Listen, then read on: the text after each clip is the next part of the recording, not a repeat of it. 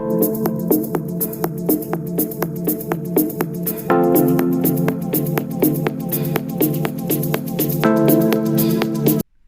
guys, welcome to my channel. Thank you so much for tuning in. Thank you for coming by. Today I want to show you how I maintain this wash and go. It was done at Nashe Hair Studio. The ladies at Nashe Hair Studio helped me with this wash and go because if I do it myself, it's not this defined. I don't know, but maybe it's because I haven't done a wash and go in a while, so I can't remember how it normally comes out. But normally when I do a wash and go, it doesn't come out this beautiful because I'm not that patient. Yes, I am always short of time, so I normally just take big chunks and just put the gel and shingle and that kind of thing. But they took small sections at a time, and that's how I got this defined wash and go. I'll put some clips here of when they were doing my wash and go at Nashe Hair Studio. I found a cut on my finger, so yeah, it is a cut that I am trying to protect so that it doesn't hurt when I handle things. So today I want to show you how I maintain it, because a lot of people actually have asked me, how do you maintain it and how long can you stay with a wash and go? For me, the longest I've stayed with the wash and go was 8 days. I can't do longer than that somehow. Maybe it's because I wash my hair weekly, so after 8 days I have to wash my hair because I normally wash it after 7 days anyway. And how I maintain it, I basically go to sleep like this. I don't put anything on my head. I sleep on a satin pillowcase, so I don't put anything on my head when I'm going to sleep. I just basically do this so that it doesn't go to my face and I can sleep peacefully. It doesn't, like the hair doesn't go to my face. Not that it's very long, but yeah, somehow. I'm just used to sleeping. Somehow when I have a wash and go, the edge so much faster, and they're the ones that I sometimes have to retouch to make sure that they still look nice and neat. So now I'm going to show you how I maintain this.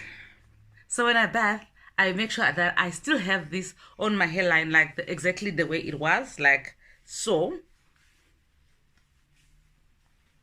to make sure that the water doesn't get onto my hairline. And then after bathing, I've got some moisture going on, like some water droplets that would have landed on my hair because I shower in the morning. So, and I basically shake them off.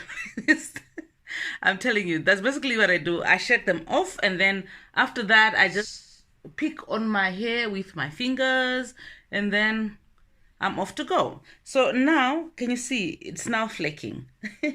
Actually, yesterday someone asked me, what do you use for your wash and go? And I was like, I use Eco Styler gel. And then she was like, okay, so doesn't it flake? I'm like, yeah, after a number of days it is gonna flake, but I guess that's my cue to wash my hair, because when it starts flaking, it's time to wash your hair.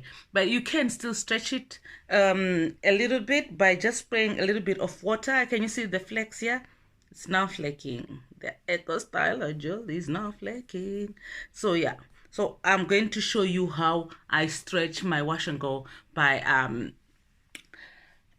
restyling it. Let me say, this is water. I know it's in the daily hair spray bottle, the Nashe Organics daily spray bottle, but this is water. This is how you can actually reuse these bottles, because it's a spray bottle and it can contain anything. After you're done using the daily hairspray, then you can put anything in it. So yeah, so that's basically what I'm going to do today. I'm going to show you how I stretch my wash and go.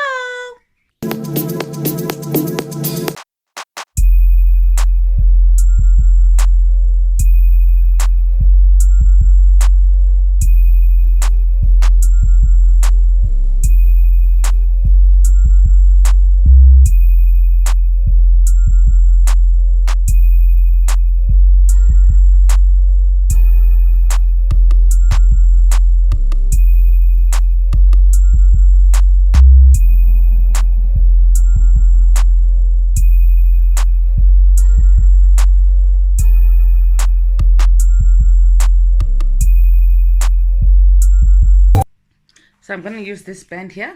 A lot of people know this band. It's like my staple band when I am doing a pie puff.